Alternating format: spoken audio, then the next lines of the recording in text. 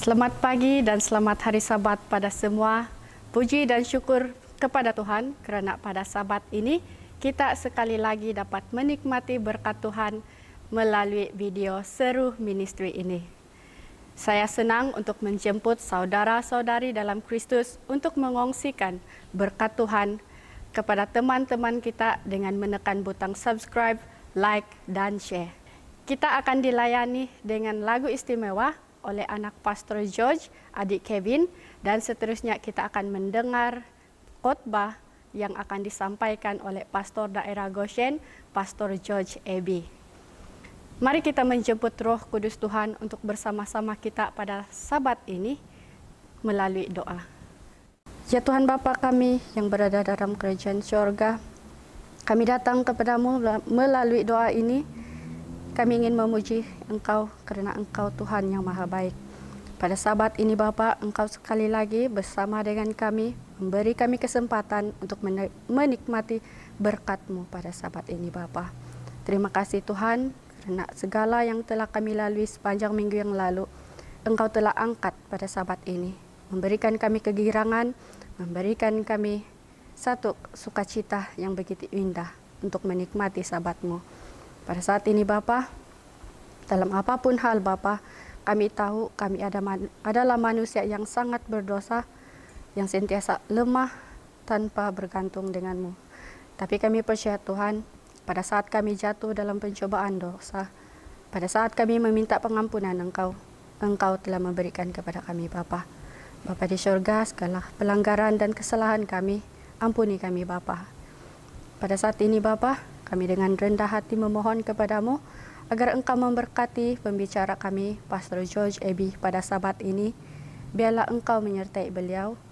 Biarlah apa saja yang beliau sampaikan akan menjadi satu pelayanan yang begitu indah dan dapat menjangkau mereka yang rindu kepadamu Tuhan. Bapa yang di syurga, berkati juga para pendengar yang menonton pada saat ini. Apapun yang mereka sedang alami, bahkan apapun yang mereka sedang lakukan pada saat ini, biarlah itu menjadi berkat buat mereka, juga menjadi satu pelayanan buat keluarga mereka Bapa. Bapa, dimanapun keluarga kami berada, teman-teman kami berada, biarlah pada saat mereka mendengar, menonton video ini, biarlah Engkau menyentuh hati mereka, sentiasa memberkati mereka, memberikan kekuatan pada hati mereka Bapa. Bapa di syurga, bagi mereka yang tidak berkesempatan untuk bersama dengan kami, biarlah Engkau sentiasa memberikan apa yang mereka perlukan. Kami percaya pada saat kami meminta, Engkau memberikannya Bapa. Terima kasih Tuhan, Engkau mendengar doa ini, dan terima kasih kerana Engkau sentiasa menjawab doa kami indah pada waktu-Mu. Dan dalam nama Yesus kami berdoa. Amin.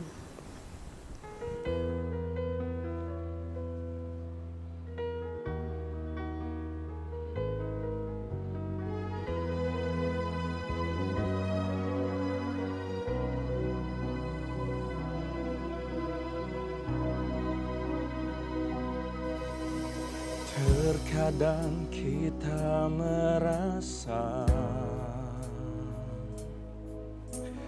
tak ada jalan terbuka, tak ada lagi waktu, terlambat sudah.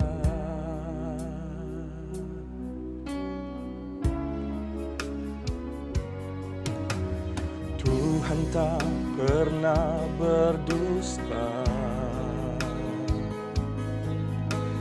Dia selalu pegang janjinya. Bagi orang percaya, mujizat nyata.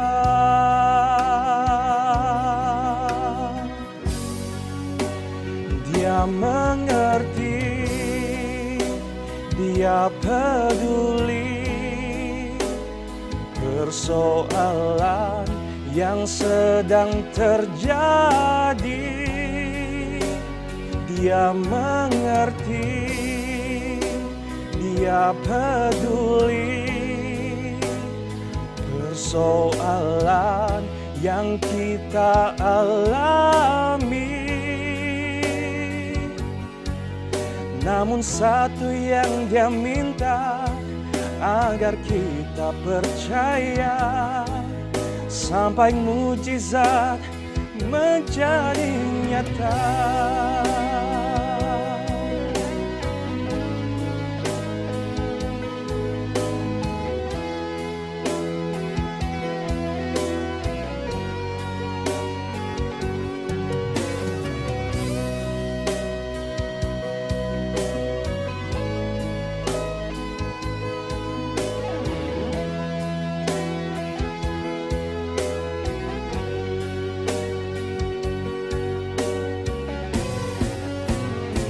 Dia mengerti, Dia peduli persoalan yang sedang terjadi. Dia mengerti, Dia peduli persoalan yang kita alami. Namun satu yang Dia minta, agar kita percaya, sampai mujizat menjadi nyata. Namun satu yang Dia minta, agar kita percaya, sampai mujizat menjadi nyata.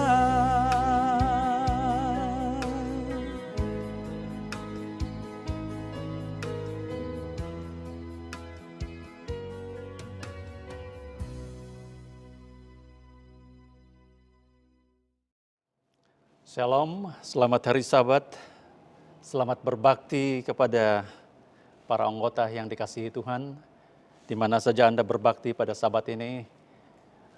Saya percaya disebabkan oleh perjuangan kita untuk menuntaskan COVID-19 ini belum selesai.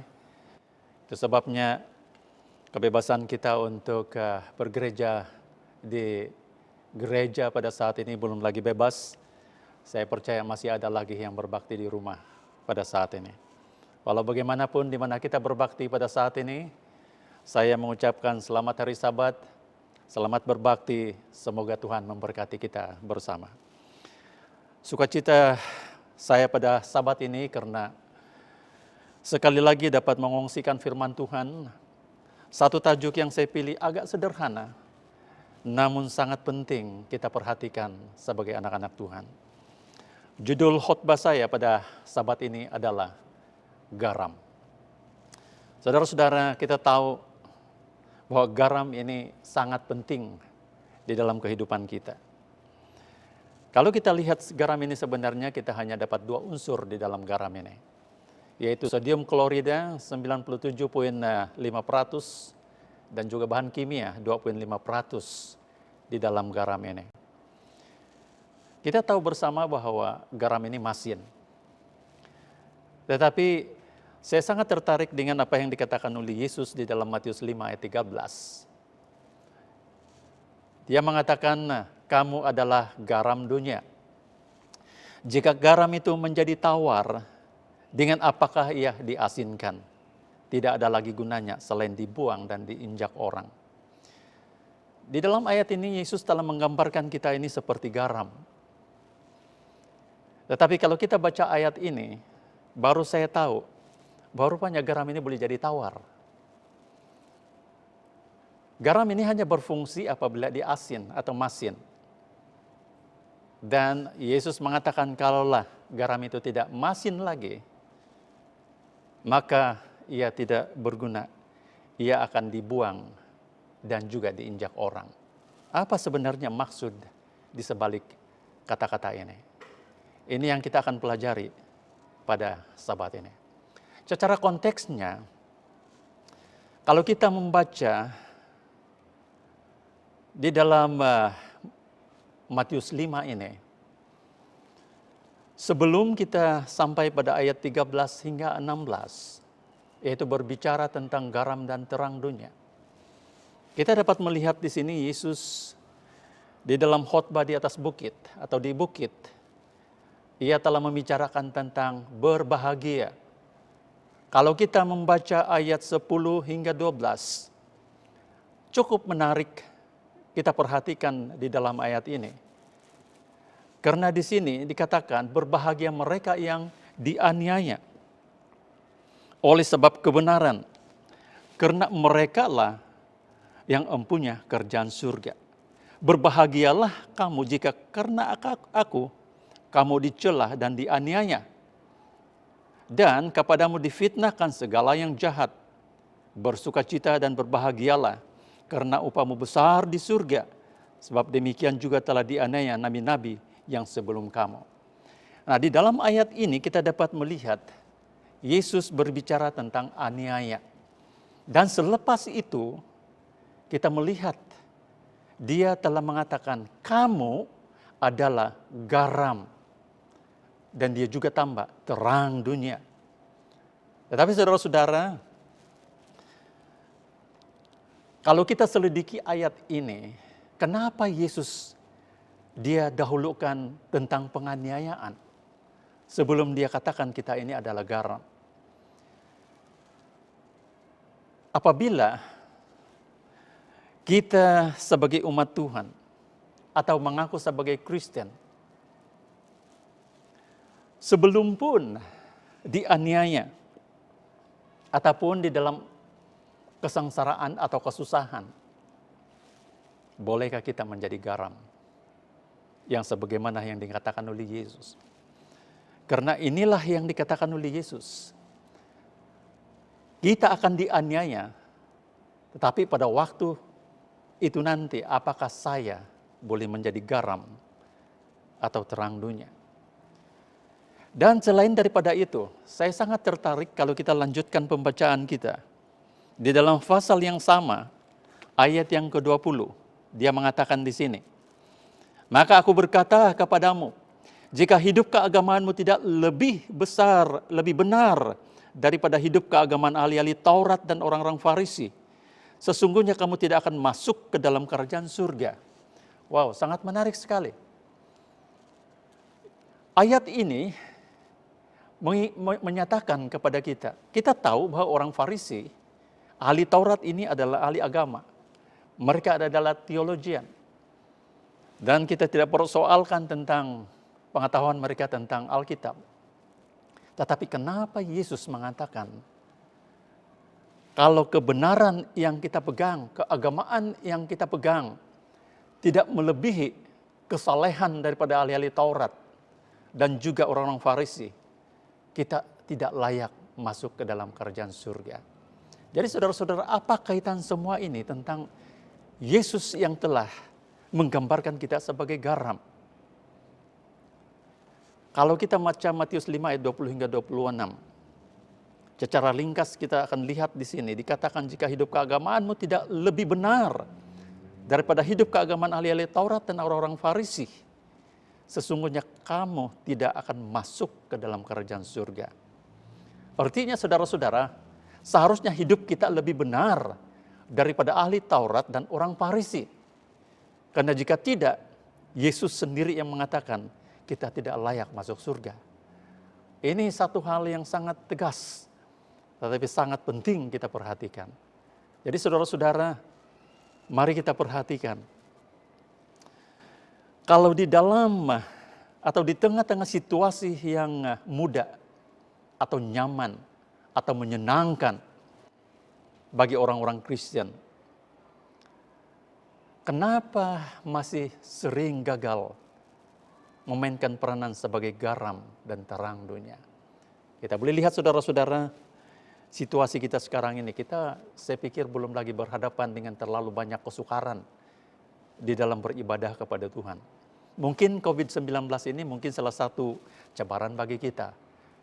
Tetapi kita belum dianiaya secara fisikal yang seperti mana yang mungkin dikatakan oleh Yesus di dalam ayat 10 hingga 12 tadi. Dianiaya karena namanya yang berlaku pada zaman dia, abad yang pertama. Jadi jika sekiranya dalam keadaan aman-aman seperti ini, masih banyak di antara umat-umat Kristen yang mengaku sebagai pengikut Kristus gagal untuk menjadi garam, bagaimana pada waktu kita dianiaya? Bagaimana jika kita dituntut untuk menunjukkan itu di tengah-tengah penganiayaan dan tekanan? Mampukah kita menyediakan teladan konkret dari kekristenan melalui kehidupan kita di tengah-tengah dunia yang bergejolak ini? Setelah Yesus menyatakan adanya penganiayaan bagi yang taat kepada Dia, saudara-saudara, mari kita pikirkan, apakah saya salah satu di antaranya? Sekarang ini, saya merasakan garam yang diharapkan oleh Yesus sebagai umatnya, sebagai pengikutnya, tapi ternyata tidak dapat berfungsi. Sebaliknya mungkin sudah tawar dan tidak lagi dapat digunakan, sebaliknya akan dibuang atau diinjak-injak orang. Persoalannya sekarang adalah di tingkat rohani bagaimanakah garam itu menjadi tawar? Ini satu pertanyaan yang penting. Bagaimana orang Kristen tidak berfungsi lagi sebagai orang Kristen? Saudara-saudara, Paulus adalah salah seorang yang sangat pasti mengerti apa yang dikatakan oleh Yesus ini. Karena sebelum dia menjadi Paulus, dia sebagai Saulus, seorang penganiaya, seorang yang sangat ditakuti, digeruni karena menganiaya umat Tuhan. Sekarang setelah menjadi Paulus, saya pasti dan kita pasti Paulus memahami ajaran Yesus ini dengan jelas. Itu sebabnya dia boleh menjelaskannya kepada kita pada pagi ini. Paulus memperingatkan kita melalui 2 Timotius 3 ayat 5. Dia mengatakan bahwa di akhir zaman akan ada orang yang secara lahiriah menjalankan ibadah mereka, tapi pada hakikatnya mereka memungkiri kekuatannya. Saudara-saudara, Paulus menyatakan di akhir zaman ini akan muncul suatu keadaan kekristenan yang kelihatan di luar saja. Dari luar ia kelihatan seperti pengikut Yesus. Ia menjalankan kegiatan-kegiatan kekristenan. Ia menggunakan bahasa-bahasa kekristenan. Ia juga berbicara tentang kebiasaan kekristenan. Tetapi semuanya itu tidak berpengaruh di dalam dirinya. Kekristenan seperti ini tidak ada kuasanya atau kekuatannya. Itulah maksudnya ayat yang dinyatakan oleh Paulus sebentar tadi. Semuanya hanya di luar saja. Garam itu sudah menjadi tawar. Tidak ada fungsinya lagi. Itu sebabnya ia diinjak-injak orang. Saudara-saudara, jika praktek hidup kita tidak sama seperti yang kita ucapkan, yang kita katakan, jika saya seperti itu, maka saya bukanlah sebagai saksi yang sesungguhnya. Inilah maksudnya diinjak-injak orang. Karena tidak ada fungsinya lagi. Orang mungkin akan berkata, apakah dia ini Kristen? Tapi kenapa hidupnya bukan seperti orang Kristen? Hinaan seperti ini, saudara-saudara, kita sementara diinjak-injak. Harga diri kita diinjak-injak. Yang sebenarnya amat bernilai sebagai tebusan Kristus. Bagi Kristus kita ini adalah amat bernilai. Tetapi kalaulah kita tidak berfungsi sebagaimana panggilan Yesus kita menjadi garam, kita akan diinjak-injak orang. Kita akan dihina oleh orang. Kristen apa kita ini? Bagaimana kita ini mengaku sebagai pengikut Kristus, tetapi praktek hidup kita tidak seperti yang seharusnya. Nah, saudara-saudara, salah satu kata yang sangat serius yang diperhatikan oleh kita di dalam 2 Timotius 3 ayat 1 hingga 7 ini, terutama di dalam ayat 5, dia katakan, di akhir zaman ini, secara lahiriah, banyak orang yang beribadah kepada Tuhan, tetapi pada hakikatnya mereka memungkiri kekuatannya. Ini yang saya katakan sebentar tadi. Dan kemudian Paulus mengatakan, jauhilah mereka itu. Saudara-saudara, Saat ini saya ingin membawa Anda melihat apakah sebenarnya fungsi garam itu. Ada 3 fungsi yang saya ingin bawakan pada Sabat ini. Fungsi yang pertama adalah garam itu berfungsi untuk mengawetkan atau mencegah kebusukan. Nah, zaman dahulu kita tidak ada peti sejuk. Dan garam itulah sangat berguna bagi para pemburu. Saya masih pernah hidup ataupun masih merasakan zaman tidak ada peti sejuk. Saya masih ingat pada waktu itu saya masih kecil. Pada waktu bapak kami pergi menangkap ikan, dia menangkap begitu banyak dan tak mungkin akan dimasak sekaligus karena akan sayang karena tidak dapat habis dimakan. Tetapi saya melihat apa yang dilakukan oleh bapak. Setelah dibuka perut ikan itu, kemudian dia akan tabur dengan garam. Waktu itu, waktu kecil saya tidak mengerti apa maksudnya. Kemudian saya bertanya, "Bapak, untuk apa itu?" Dan bapak mengatakan, ini adalah untuk mengawet ikan ini, supaya dia tidak cepat membusuk. Saudara-saudara, garam berfungsi untuk mengawetkan, mencegah kebusukan. Dan garam ini sangat berguna untuk kehidupan manusia. Kalau kita kembali kepada hidup kita, apakah pada waktu kehadiran kita di tengah-tengah segerombolan orang ataupun masyarakat, apakah kehadiran kita itu benar-benar boleh menjadi garam yang boleh memberkati dan juga mempengaruhi orang yang ada di sekitar kita? Mungkin di kalangan keluarga kita, tetangga-tetangga kita, jiran kita, atau kalau di sekolah, atau di tempat di mana kita bekerja, di dalam pergaulan kita. Apakah kehadiran kita di tengah-tengah yang saya sebut sebentar tadi ini, kita ini boleh menjadi berkat kepada mereka, menjadi garam. Ataupun saya ada sesuatu yang boleh menjadi berkat kepada mereka. Pada waktu kita dapat menolong orang datang kepada Kristus, maka ia akan dicegah dari pembusukan. Saudara-saudara, Saulus pada mulanya adalah seorang penganiaya.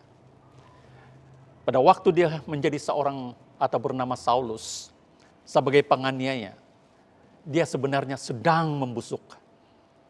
Namun puji Tuhan dia telah bertobat dan telah berubah namanya menjadi Paulus. Sekarang hidupnya bagi Tuhan dan sangat berguna bagi Tuhan. Di dalam Kisah 13 ayat 9 mengatakan Saulus menjadi Paulus. Seorang yang sangat melawan Yesus, bertentangan dengan Yesus. Tetapi dia telah menjadi orang yang setia, bertobat. Dan kemudian dia telah menjadi rasul yang diangkat sendiri oleh Yesus Kristus. Pada mulanya kehadirannya di tengah-tengah masyarakat khususnya pengikut Yesus, Saulus ini menjadi bencana. Karena dia datang untuk menganiaya pengikut Yesus. Tetapi setelah dia bertobat, saudara-saudara, inilah dia Paulus telah menjadi garam yang luar biasa. Ada seorang bapak ini adalah seorang peminum yang luar biasa. Dan dia bukan saja peminum, tetapi dia juga adalah sangat bengis pada waktu dia mabuk. Pada saat dia sudah mabuk, kalau dia mau pulang ke rumah, istri dan anak-anak pasti akan merasai sesuatu kengerian akan terjadi kepada mereka. Karena bapak ini dalam keadaan yang mabuk, dia akan datang kepada istri dan memukul istrinya. Dia akan datang kepada anak-anaknya dan berteriak. Dan kalau dia tidak dapat mengejar mereka, dia akan ambil benda apapun yang dia dapat capai oleh tangannya dan kemudian melemparkannya kepada anak-anak. Dan demikianlah hari demi hari, masa dari masa. Itulah yang terjadi. Anak-anak dan istri merasakan rumah mereka ini seperti neraka.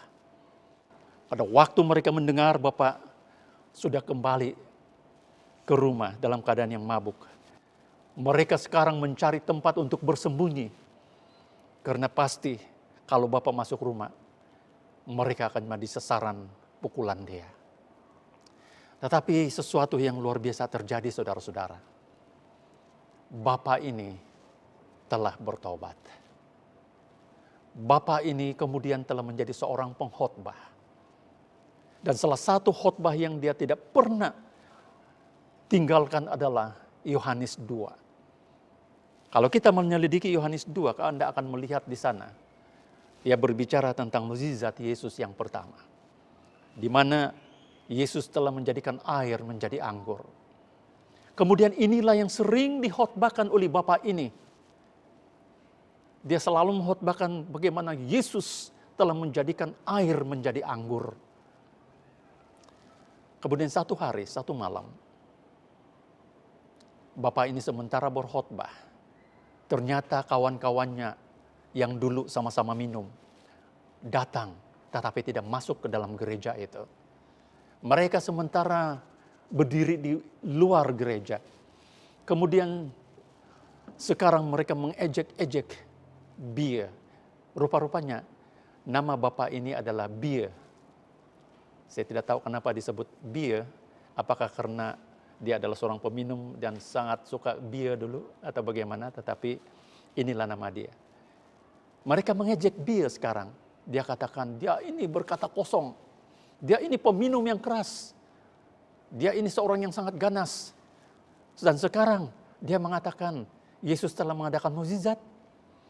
Sementara mereka sibuk untuk mengata-ngatai Bia ini, ternyata datanglah seorang anak kecil di antara mereka dan berkata, "Saudara-saudara," kata anak ini, "kamu tahu siapa yang berkhotbah itu?" Jadi beberapa orang ini berkata, "Tidak, ya saya kenal, ini adalah kawan kami, dia adalah pemabuk." Siapa anak ini? Siapa orang ini? Kemudian anak ini dengan senang hati dan penuh dengan semangat mengatakan, "Dulu ini orang adalah orang yang kami sangat takuti. Tetapi sekarang saya sangat berbangga karena ia adalah Bapa kami. Dan sekarang ini ia sangat-sangat mengasihi kami." Setelah selesai khotbah itu, saudara-saudara, si Bia ini kemudian keluar dan datanglah kawan-kawannya ini untuk coba mengejek. "Hei Bia, apakah benar apa yang Anda khotbahkan sebentar tadi? Bahwa Yesus telah menjadikan air menjadi anggur?" Saudara-saudara, Bia hanya tersenyum dan dia berkata, "Terus terang saya katakan, sahabat-sahabatku, saya tidak pasti apakah memang Yesus benar-benar telah menjadikan air menjadi anggur. Tetapi yang saya tahu, Yesus telah merubah Bia menjadi perabot rumah tangga." Saudara-saudara, dulu Bia adalah seorang yang tidak ada lagi garam di dalam hidup dia. Tapi setelah dia mengenali Yesus, sekarang dia telah menjadi berkat yang luar biasa di dalam rumah tangga mereka. Kedua adalah garam ini adalah menyedapkan makanan. Kita tahu apa maksudnya. Kalaulah makanan yang tidak ada garam, saudara-saudara, kita tidak akan suka makanan itu. Saya teringat saya punya anak bungsu. Pada waktu kami makan dan kalau makanan itu kurang garam, salah satu yang keluar daripada kata-katanya adalah tidak ada rasa. Itulah yang selalu keluar daripada mulutnya. Dan memang saudara-saudara, kalau tidak ada garam, memang makanan itu tidak sedap. Dan garam itu amat menyedapkan. Nah, bagaimana garam ini boleh menjadi menyedapkan? Kalau kita kembali kepada kehidupan kita sebagai pengikut Yesus.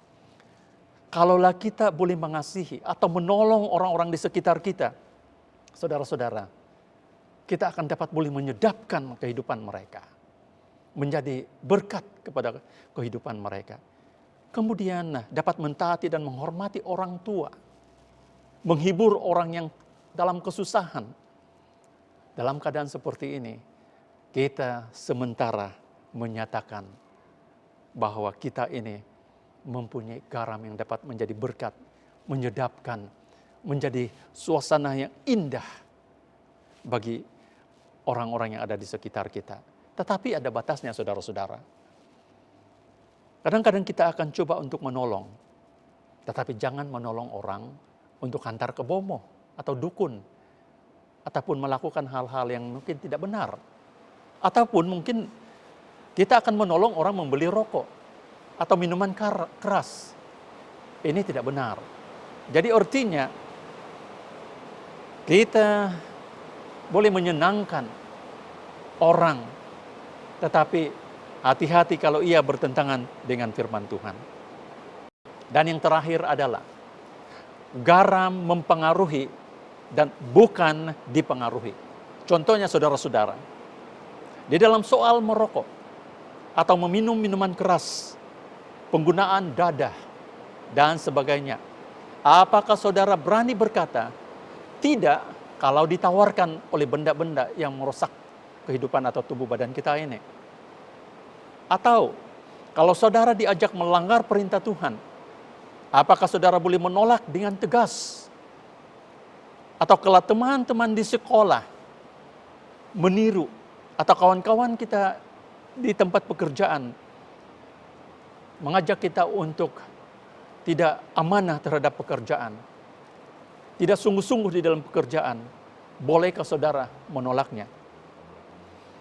Kalau dunia suka datang terlambat di acara apapun, terutama dalam acara-acara gereja, apakah kita juga demikian, saudara-saudara? Sebaliknya, apakah saya boleh mempengaruhi orang di sekitar saya dalam hal pergi ke gereja, belajar firman Tuhan, berdoa, dan melayani, berbuat baik seperti orang, seperti menolong orang, atau rajin belajar dan bekerja dengan baik, hormat kepada orang tua, setia kepada suami atau istri. Saudara-saudara, kalau hal-hal seperti ini kita boleh lakukan, maka kita adalah garam-garam dunia yang luar biasa. Tetapi Scott dan Hendrickson mengatakan, garam itu boleh jadi tawar jika hal-hal yang di atas kita nyatakan tadi gagal kita praktekkan. Saudara-saudara,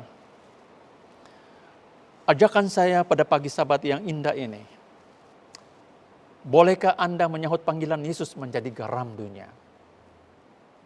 Karena orang Kristen yang menjadi garam dunia akan membuat orang-orang haus akan Yesus, air kehidupan itu.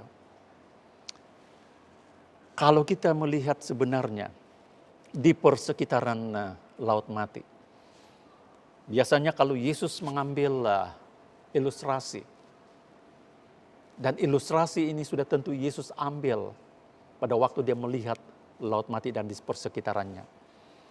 Nah, Yesus memperingatkan bahwa garam itu boleh menjadi tawar. Karena ini berlaku di sekitar Laut Mati ini. Mengapa? Garam yang murni sebenarnya, saudara-saudara, memang tidak dapat menjadi tawar. Namun pada zaman Israel kuno, para petani biasa mengambil garam di Laut Mati. Yang meski disebut garam, kelihatan seperti garam, tetapi sesungguhnya masih bercampur dengan zat-zat lainnya. Dan para petani ini biasa menimbunnya. Namun bila hujan turun, garam murninya kadang hilang terbawa air. Tetapi yang tersisa hanyalah butiran-butiran kelihatan seperti garam, tetapi menjadi tawar. Inilah yang berlaku sebenarnya, saudara-saudara. Dan keadaan seperti ini atau garam yang sudah tawar ini, inilah yang dikatakan oleh Yesus. Dia tidak berfungsi lagi, dibuang dan diinjak-injak orang. Jadi itu sebabnya saudara-saudara, ajakan saya pada pagi ini adalah berjalanlah bersama Tuhan sepanjang hidupmu. Jangan pernah gagal menjadi garam dan terang dunia. Jika kita dapat mempraktekkan apa yang kita sudah pelajari pagi ini, dapat menjadi mengawitkan, menghalang orang-orang yang ada di sekitar kita itu membusuk disebabkan oleh kecintaan dunia, dia kembali kepada Tuhan, menyedapkan, dapat mempengaruhi, bukan dipengaruhi oleh dunia yang akan binasa ini. Saudara-saudara, kita adalah garam tulin bagi Tuhan. Mudah-mudahan firman Tuhan yang sederhana ini akan mengingatkan kepada kita dan mengerti bahwa saya dan saudara adalah garam itu. Dan jangan pernah biarkan ia akan menjadi tawar. Ia tetap masin dan masih sangat berguna apabila fungsi saya sebagai umat Tuhan itu jelas, yaitu menjadi berkat dan dapat menjadi sumber ataupun alat bagi Tuhan di dalam pelayanannya sementara di dunia ini. Semoga Tuhan memberkati kita. Ini doa saya di dalam nama Yesus. Mari kita bersatu di dalam doa. Bapa kami di surga, kami sangat bersyukur pada sabat ini karena kami dapat mempelajari satu topik yang sangat penting. Kami adalah garam, dan biarlah kami berfungsi sebagai garam yang tulin. Boleh menjadi berkat, boleh menjadi kemuliaan bagi Tuhan. Oh Tuhan di surga, terima kasih karena melayakkan kami dan memanggil kami menjadi rekan kerja-Mu. Dan kiranya kami akan terus menjadi garam-garam yang boleh menjadi pengawet, menjadi penyedap dan mempengaruhi. Dan bukan dipengaruhi oleh dunia yang akan binasa. Dan semoga kami akan tetap menjadi garam-garam yang tulin bagi Tuhan. Sehingga akhirnya kami akan dapat membawa lebih banyak orang dan bersedia bagi kedatangan Tuhan yang tidak lama lagi. Terima kasih ya Tuhan, karena akan terus bersama kami sepanjang sabat ini, sehingga kami dapat menyelesaikan sabat ini dengan berkat Tuhan. Dan akhirnya kami dapat menutup bersama di dalam keluarga kami pada petang ini. Di dalam nama Yesus hamba-Mu berdoa. Amin.